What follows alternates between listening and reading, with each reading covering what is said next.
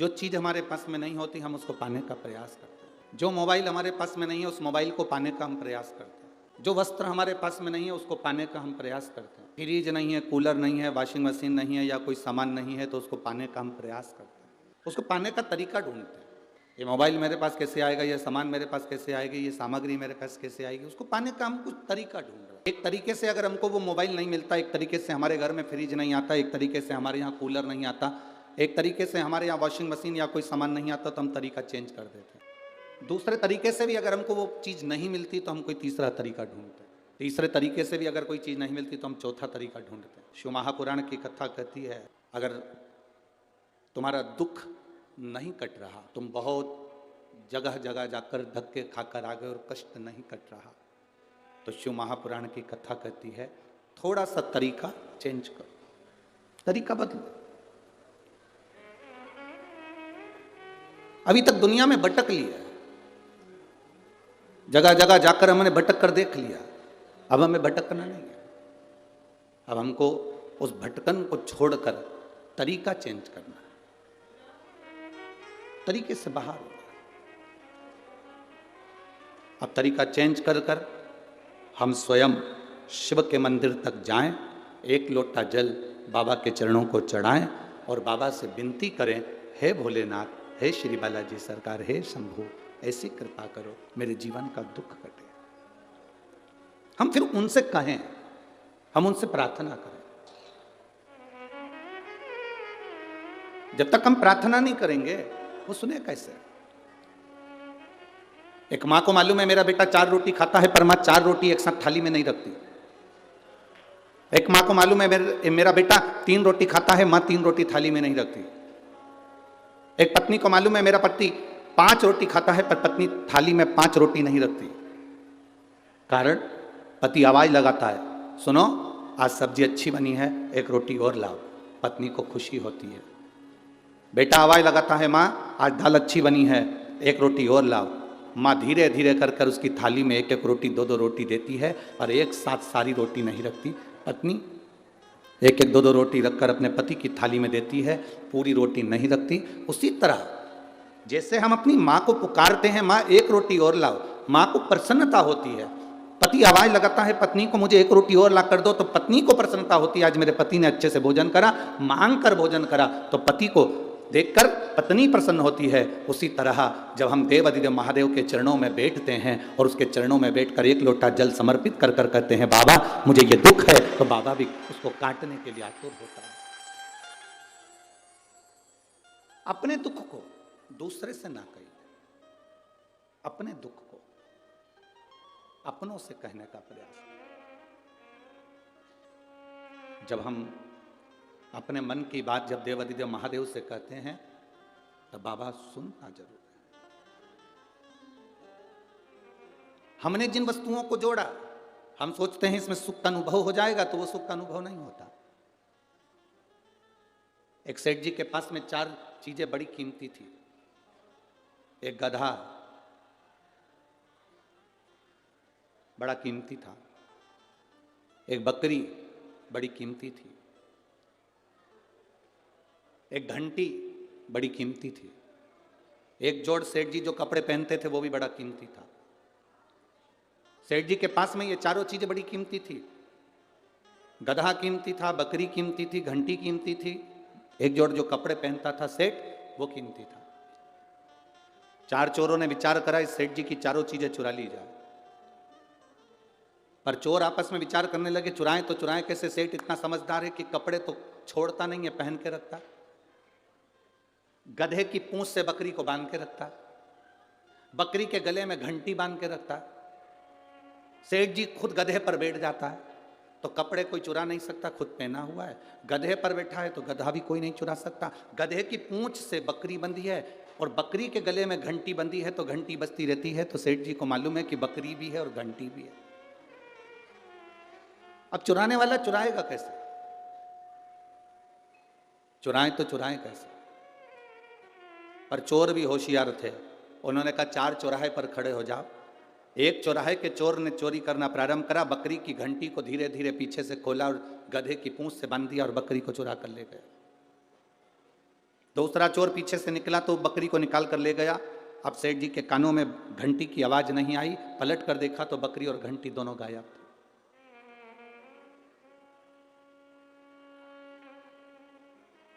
सेठ जी को बड़ा दुख हुआ, कहां ढूंढूं। इतने में तीसरा व्यक्ति आया, पूछा भैया क्या हो गया? मेरी बकरी को और मेरी घंटी को कोई चोर ले गया, जरा मेरा गधा पकड़ना, मैं अब भी देख कर आता हूं। वो गधा पकड़ाया, चोर तीसरा गधे को लेकर चले गए। अब तन पर केवल कपड़े थे, अकेले चौथे नंबर के चोर को वो कपड़े चुराना थे। अब चुराएं तो चुराएं कैसे? तो चोर कुएं के पास में जाकर रोने लगा। सेठ जी ने आकर पूछा क्यों रो रहे हो?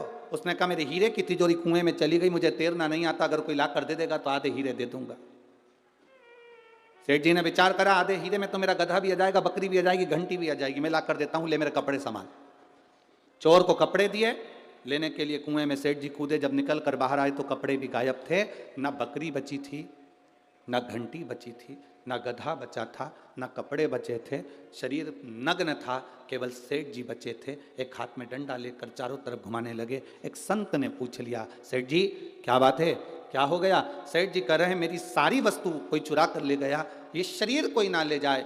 संत ने कहा, सेठ ये शरीर यहीं पड़ा रह जाएगा, केवल आत्मा चली जाएगी, ये वस्तुएं तू जोड़ जोड़ कर रखता रहा, ये सब चली जाएगा, कुछ नहीं बचा।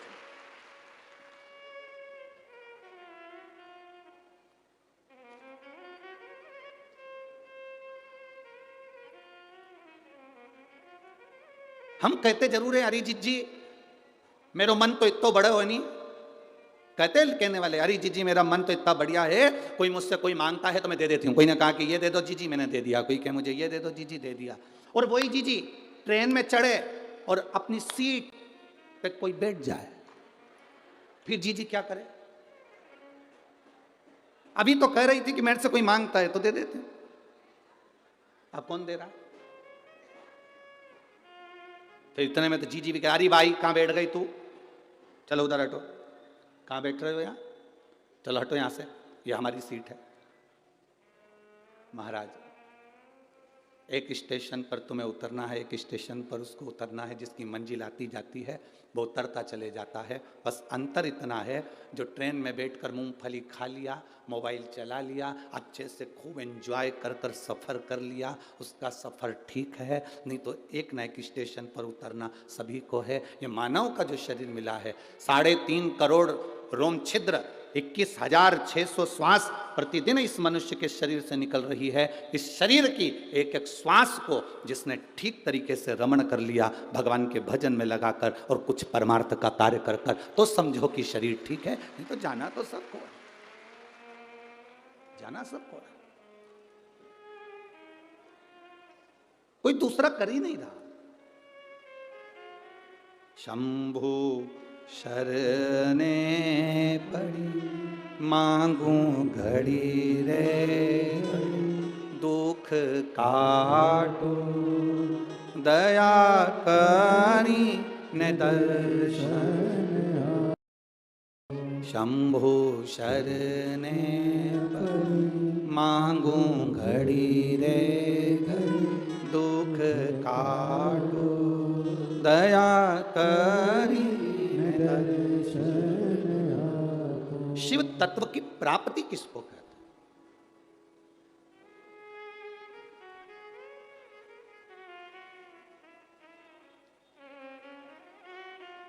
भगवान शंकर की प्राप्ति किसको कही गई? हम संसार में जन्म लेने के बाद धन को जोड़ा, संपदा को जोड़ा, जमीन को जोड़ा, सत्ता को जोड़ा, वैभव को जोड़ा, इसमें शिव तत्व की प्राप्ति नहीं है। शिव तत्व की प्राप्ति किसको कहा गया? आपने अगर एक गिलास किसी को पानी पिलाया है, किसी भूखे को भोजन कराया,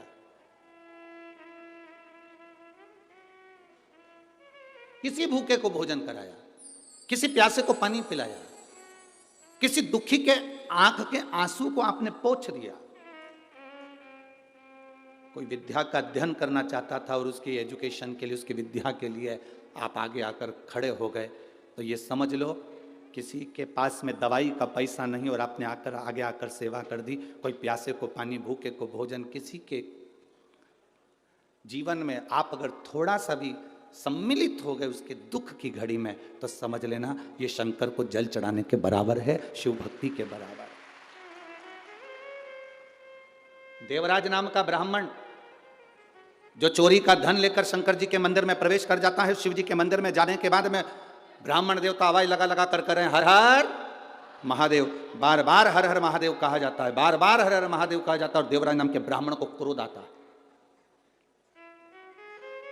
अब तू तो ब्राह्मण है, ब्राह्मण घर में तेरा जन्म हुआ है, उसके बाद तो तेरे मुख से हर हर महादेव निकलना चाहिए था, पर हर हर महादेव सुनते से ही देवराज नाम का ब्राह्मण चिढ़ रहा था, क्रोध आ रहा था, अपशब्द कह रहा, ताने दे रहा था।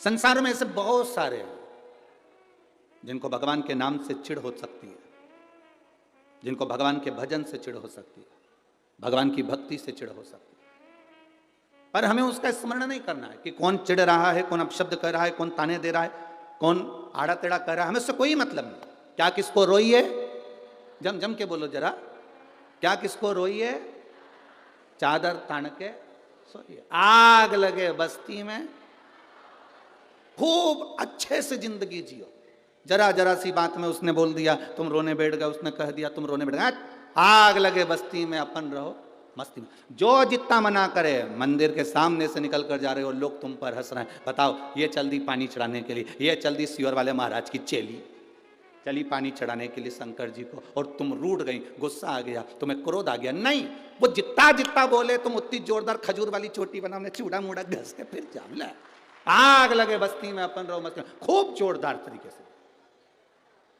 भगवान के सामने कभी भी उदास मन से नहीं जाना, बिल्कुल मत जाओ।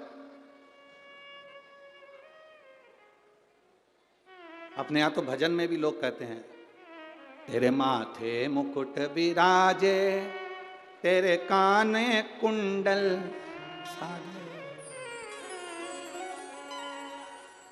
तेरे माथे मुकुट विराजे, तेरे कानों कुंडल साजे, तेरे मुख में नागर पान, अनोखी थारी झांकी, ओ महाराज ददरउआ सरकार, अनोखी थारी झांकी, जय हो बालाजी महाराज, अनोखी थारी, अनोखी थारी झांकी, अनोखी थारी झांकी, महारा ददरउआ सरकार, महारा बालाजी महाराज। शिव कथा कर रही है, भगवान शंकर का संवाद कर रहा है। भगवान के सम्मुख में जब पहुंचो, चेहरे पर प्रसन्नता होना चाहिए, कोई दुख ना हो, कोई कष्ट ना हो, आपके चेहरे पर प्रसन्नता हो, आपके चेहरे पर स्माइल हो, आप भगवान के सामने खड़े हो, चेहरा उतरा हुआ नहीं, रोते हुए नहीं, भगवान के सम्मुख में तुम्हारी प्रसन्नता मूल है। देवराज नाम का ब्राह्मण चिढ़ रहा है, क्रोध कर रहा है, चोरी का धन उसके साथ में है, आवाज लगा रहा है, ब्राह्मण देवता चिल्ला रहे हर हर महादेव, और ये चिढ़ रहा है। उठा, बाहर गया, चोरी का धन भी साथ में ले गया। बहुत अंतर पड़ता है भोजन का भी और धन का भी, बहुत अंतर पड़ता है। जैसा खाया अन्न वैसा हो गया मन, जैसा अन्न ग्रहण करा है वैसा मन हो जाता है।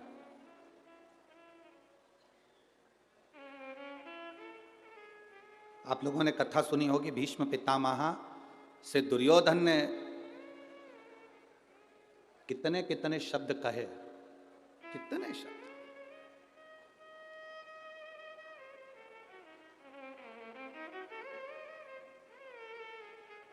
एक बार तो दुर्योधन ने यहां तक कह दिया था भीष्म पितामह से, तुम हमारे घर का अन्न खा रहे हो, और हमारे यहां का खाने के बाद भी तुम हमारा साथ नहीं दे रहे, हमारे यहां का खाने के बाद भी साथ नहीं दे रहे। भीष्म पितामह ने उसी दिन मन में सोच लिया, अगर मैंने दुर्योधन के घर का अन्न खाया है, मेरी बुद्धि इतनी जल्दी बिगड़ने वाली नहीं है, मैंने भले दुर्योधन के घर का अन्न खाया, पर मेरी बुद्धि इतनी जल्दी बिगड़ने वाली नहीं है। भीष्म पितामह ने कहा, अगर मेरी पूरी जिंदगी में मैंने दुर्योधन के घर का बेकार अन्न अगर खा लिया हो, तो कुछ देर के लिए मेरी विवेक में वो बात आए कि मैंने अन्न खाया और बिगड़ा। बस उसी समय पर भीष्म पितामह ने संकल्प ले लिया कि कल का सूर्यास्त होते हुए अर्जुन नहीं देख पाएगा। संकल्प, अन्न का इतना प्रभाव। अब संकल्प लिया कि कल का सूर्यास्त होते हुए अर्जुन नहीं देख पाएगा, तो इतने में दुर्योधन को मालूम पड़ा कि मेरे भीष्म पितामह ने संकल्प लिया है कल अर्जुन मर जाएगा। मतलब पितामह का संकल्प कभी झूठा नहीं गया, कभी झूठा नहीं गया।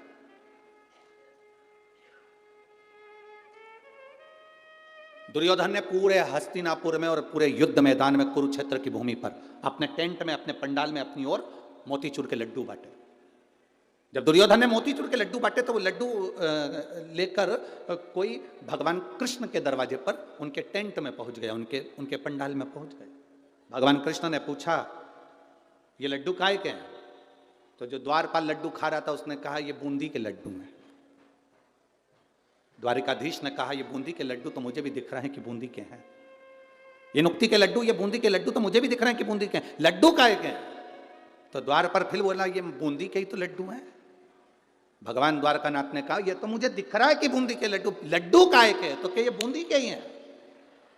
अब भगवान को क्रोध आया। भगवान ने कहा, मुझे दिख रहा है कि बूंदी के लड्डू हैं, मैं ये पूछ रहा हूं ये लड्डू काहे का है? फिर द्वारपाल बोला, लड्डू खाता खाता बूंदी के हैं। अब द्वारकाधीश जब बोले, फिर द्वारकाधीश ने कहा, देख मैं तेरे से एक बात कह रहा हूं, मुझे ये बता दे कि ये लड्डू काय के हैं। फिर द्वारपाल ने लड्डू खाकर कहा, बूंदी के। भगवान द्वारिकाधीश मुस्कुरा कर बोले, अब मुझे ये बता, ये लड्डू कौन बंटवा रहा है? तो द्वारपाल बोला, ये दुर्योधन बंटवा रहा है। अच्छा, क्यों बंटवा रहा है? कल अर्जुन मर जाएगा, भीष्म पितामह ने संकल्प लिया। अच्छा, भगवान कृष्ण ने कहा, जल्दी से मेरे को भी 4 लड्डू दे दे। द्वारकाधीश ने 4 लड्डू लिए, द्रौपदी के कक्ष में प्रवेश कर गए।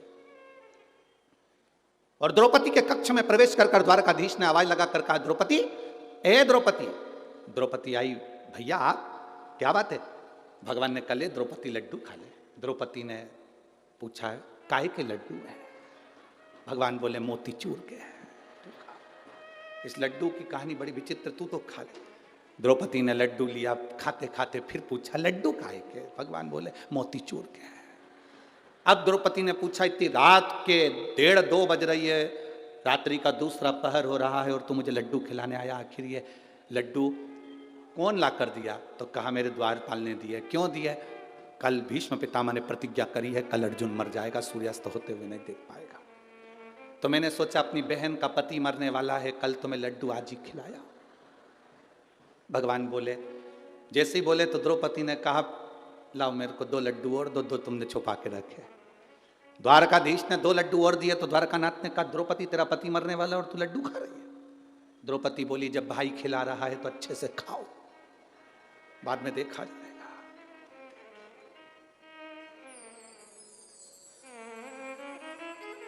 रथ कौन चला रहा है? द्रौपदी ने पूछा। भगवान कहते, मैं। जब तुम मुझे बहन कहते हो तो वो जीजा नहीं लगता। रथ साला चला रहा है। गाड़ी साला चलाता है तो 25 बार विचार करता है, पीछे मेरे जीजा जी बैठे हैं, जीजी बैठिए, आराम से चलाऊंगा। हाँ, पत्नी को लेकर चलता तो भले कहीं ठोक देता, क्योंकि उसको मालूम है ये बहुत लड़ती है, जाए तो जान दो, दूसरी मिल जाए। उसको क्या, एक पत्नी आई मायके से, पति बेचारा कुछ काम कर रहा था, पत्नी ने आते से पूछा, क्यों जी क्या कर रहे हो? पति बोला, रुपए जोड़ रहा हूं। पत्नी इतनी खुश हो गई, अपनी शादी की सालगिरह आने वाली है, तुमने कहा था मंगलसूत्र दिलाओगे, इसलिए जोड़ रहे हो? पति बोला, नहीं, 20 का नोट फट गया था तो जोड़ रहा हूं। पत्नी भी अंदर गई, फटे हुए दूध की चाय बना के दे दिला है, अब तुम इसको भी जोड़ लो। अब भगवान ने कहा, ले ये लड्डू। द्रौपदी ने लड्डू खाया और भगवान से कहा, आप कह रहे हो मेरा पति मरने वाला है? हाँ, भीष्म पितामह की प्रतिज्ञा खाली नहीं जा सकती। उन्होंने प्रतिज्ञा करी थी, जीवन भर कुंवारा रहूंगा, तो कुंवारे रहे। अब प्रतिज्ञा करी कि कल का सूर्यास्त होते हुए अर्जुन नहीं देखेगा, तो प्रतिज्ञा बिल्कुल पक्की है। ठीक है, लाओ 2 लड्डू और दो। द्रौपदी लड्डू खा रही है। द्वारकाधीश ने कहा, द्रौपदी थोड़ी तो शर्म करो, पति मरने वाला है और तुमको चिंता नहीं। द्रौपदी ने कहा, रथ की डोर तेरे हाथ में है तो मेरे पति की डोर भी तेरे हाथ में है, तो मरने नहीं देगा, ये पक्का। अब सौंप दिया इस जीवन का सब भार तुम्हारे हाथों, है हार तुम्हारे हाथों में और जीत तुम्हारे हाथों। तू मरने नहीं देगा, ये पक्का। एक पत्र आया है, देखिए।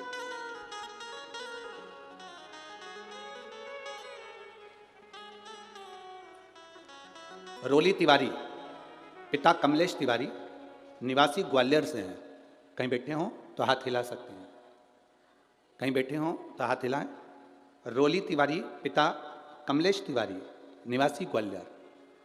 जिनको पत्र पढ़ना है हमारे साथ में एलईडी पर, आस्था चैनल पर, टीवी के माध्यम से पत्र पढ़ सकते हैं। आप ही हैं? हाथ हिला दो एक बार। हाँ, दोनों हाथ ऐसे हिलाओ एक बार। ठीक है, ठीक है। रोली तिवारी, पिता कमलेश तिवारी, निवासी ग्वालियर। गुरुदेव, मेरी भाभी 2020 से अचानक बीमार हुई, जिससे उनके सीने में दर्द हुआ। दिखाया तो सीने के अंदर एक गांठ थी, चेस्ट में गांठ हुई। उस गांठ को निकाला गया, पस निकालकर उस गांठ की जांच कराने के लिए बाहर भेजा गया। जब गांठ की जांच करने के लिए बाहर भेजा, तब उस जांच में आया कि मेरी भाभी को बड़ी बीमारी हो गई, कैंसर जैसा रोग हो गया। डॉक्टर ने ऑपरेशन का बोल दिया। हमने ऑपरेशन भी करवाया, पर ऑपरेशन कराने के बाद वो बीमारी और फैलती चली गई, आराम लगना बंद हो गया। भाभी बिस्तर पे पड़ गई, खा नहीं पाती, पी नहीं पाती, बहुत बीमार रहने लगी। तब हमने, किसी ने कहा, रोज एक हमारी पड़ोसन शिव जी को जल चढ़ाने जाती है, हमने उसके कहने पर पशुपतिनाथ का व्रत किया, पर भाभी को कोई आराम नहीं मिल पाया। दूसरी बार हमने फिर पशुपति व्रत किया। पशुपति व्रत करते करते हमने भाभी को शंकर जी पे चढ़ा हुआ जल देना प्रारंभ करा।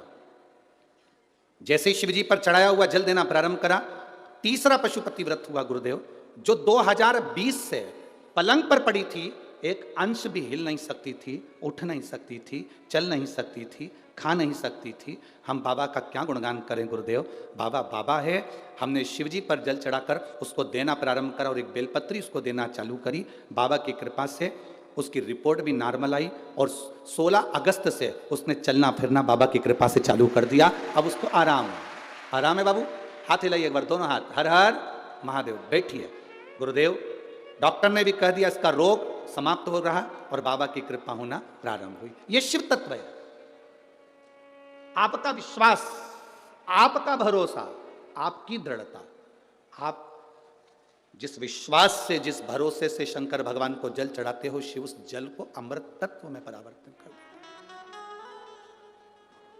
खाली न जाता कोई दर से तुम्हारे, खाली न जाता कोई दर से तुम्हारे, मैं भी खड़ा हूँ नंगी बाएं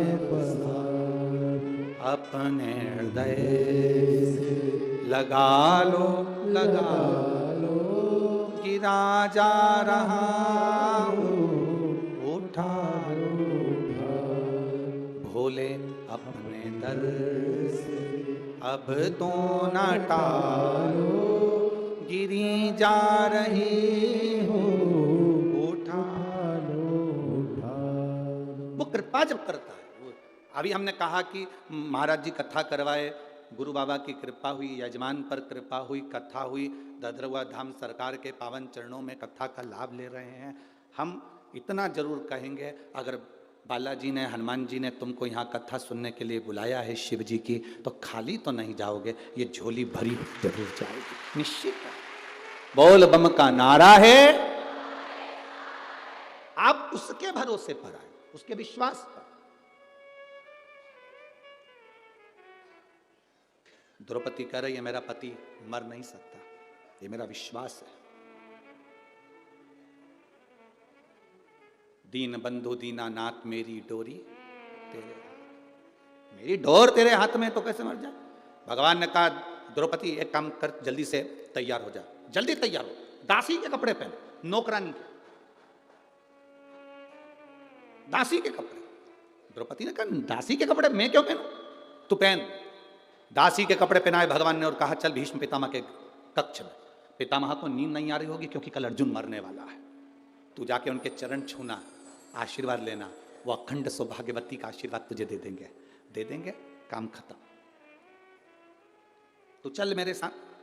द्रौपदी दासी के कपड़े पहनकर चली, पांव में जूतियां पहन गई द्रौपदी, पांव में चप्पल पहन गई। भगवान ने आवाज लगी द्रौपदी रुक रुक रुक, इधर जल्दी जल्दी आ। द्रौपदी ने कहा क्या भैया, चप्पल निकाल जल्दी से। द्रौपदी के पांव की जूतियों को, चप्पल को भगवान ने चप्पल में चप्पल फंसाया और काली कम्बल ओढ़कर एक वृक्ष के नीचे चप्पल का टेका लगाकर मेरा द्वारकाधीश सो गया, मेरे द्वारिका के नाथ सो गए। चप्पल का टेका लगाकर काली कम्बल ओढ़कर जो मेरा द्वारका का नाथ सोया। द्रौपदी को कहा कोई पूछे कि अंदर क्यों जा रही हो, कहना मैं दासी हूं, झूठे बर्तन उठाने जा रही, चले गए। दरवाजे पर जैसे पहुंचे द्वारपालों ने मना करा, तुम कौन, दासी, मैं झूठे बर्तन उठाने में। अंदर चली गई।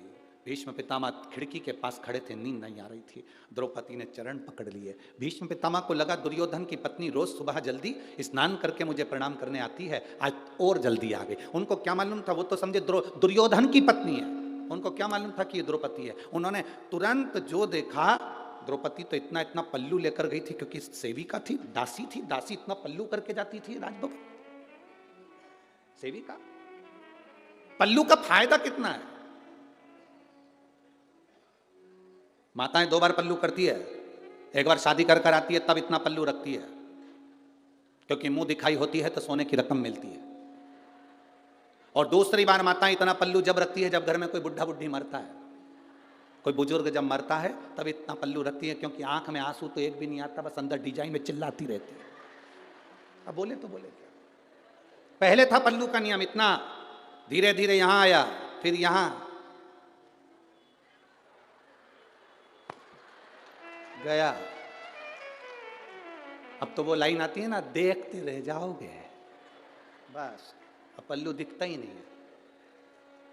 आपके नजर आ गए पल्लू।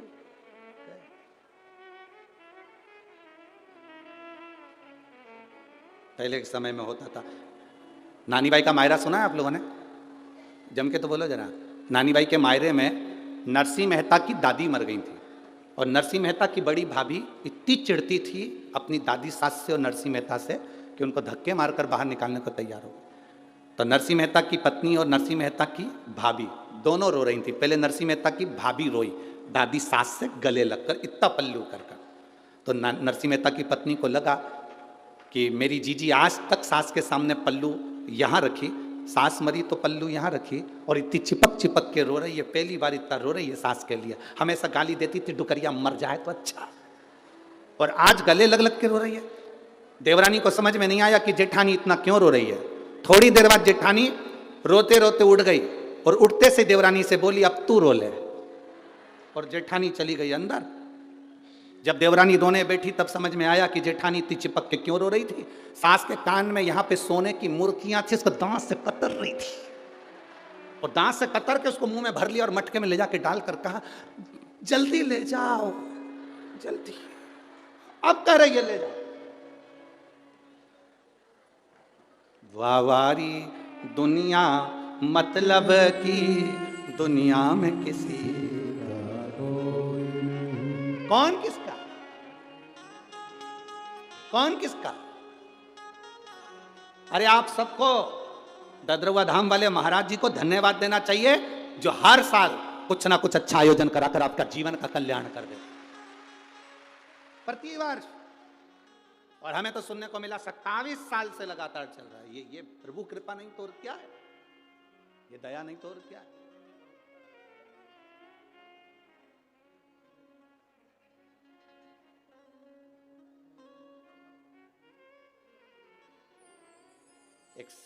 एक संत वो होते हैं जो केवल अपने अपने वालों को खिला देते हैं, अपने अपने वालों के लिए कोई आयोजन अरेंज कर लेते हैं, पर ये वो संत हैं जो केवल अपने वालों के लिए नहीं सबके लिए करते रहते हैं। ये वो संत है, सहज नहीं।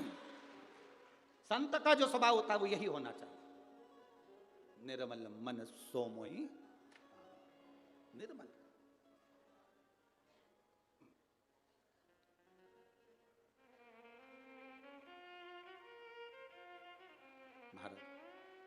पल्लू कर कर चली गई द्रौपदी। भीष्म पितामह के चरण पकड़े, भीष्म पितामह को लगा दुर्योधन की पत्नी, आशीर्वाद दे दिया, अखंड सौभाग्यवती भव। तुम तो बोलो, जरा जम के बोलो, अखंड भव। फिर से बोलो, हाथ उठा के तो बोलो, हाथ उठा के, अखंड सौभाग्यवती भव। फिर से बोलो, फिर हाथ उठा के बोलो जरा अच्छे से, पूरा पूरा बोलो, अखंड सौभाग्यवती भव। फिर वापिस, फिर नहीं, हम तुमसे बुलवा कर इसलिए देख रहे हैं क्योंकि सुदामा जी द्वारका गए थे, और जब उन्होंने, द्वारकाधीश ने सुदामा जी से कहा था, देखो तुम्हारी बहुएं तुम्हें प्रणाम करने के लिए आएंगे, तुम्हारी सब घर की मेरी जितनी पत्नियां हैं सब प्रणाम करने आएगी, तुम आशीर्वाद देना। सुदामा जी के पास में द्वारकाधीश बैठ गए थे और सब रानियों से कह दिया था, मेरा दोस्त आया है, उम्र में बड़ा है, सब प्रणाम करना। एक एक रानी आना लाइन से, आशीर्वाद लेके जाना। सब लाइन आती रही, इसलिए हम प्रैक्टिकल कर रहे हैं कि उन्होंने 16,108 बार कैसे दिया होगा। अभी कितनी बार दिया तुमने? 4 बार। चालू हो जाओ, 16,108 चालू चालू करो, हाथ उठाकर, अखंड सौभाग्य। 5 6, हाथ पूरा उठाओ, 7 8 9 10। आज ददरुआ धाम में पूरी प्रैक्टिस अपनी करना है। फिर वापिस बोलो, 11। बस सुदामा जी भी यही कर रहे थे, आशीर्वाद दे रहे थे, अखंड सौभाग्यवती भव, अखंड सौभाग्यवती भव, अखंड सौभाग्यवती भव, अखंड सौभाग्यवती भव, अखंड सौभाग्यवती भव, अखंड सौभाग्यवती भव, अखंड सौभाग्यवती भव, अखंड सौभाग्यवती भव। थोड़ी देर बाद द्वारकाधीश से पूछा, कन्हैया इधर। कन्हैया बोला, क्या तेरी है? हाँ अपनी है, चलने दे। अखंड सौभाग्यवती भव, अखंड सौभाग्यवती भव। 60-70 निकल गई। कन्हैया ये भी तेरी है? हाँ अपनी है। सौभाग्यवती भव। अखंड गायब हो गया। सौभाग्यवती भव, सौभाग्यवती भव, सौभाग्यवती भव, सौभाग्य। कन्हैया 200 और निकल गई। ये भी तेरी है? हाँ चलने दे। भव भव भव भव। कन्हैया ये भी तेरी है? हाँ कितनी है? 16,108। कन्हैया, सुदामा जी बोले, मुझे मेरे घर छोड़िया, मेरी पत्नी को अखंड सौभाग्यवती का आशीर्वाद की जरूरत पड़ जाएगी, छोड़िया मुझे, मैं नहीं दे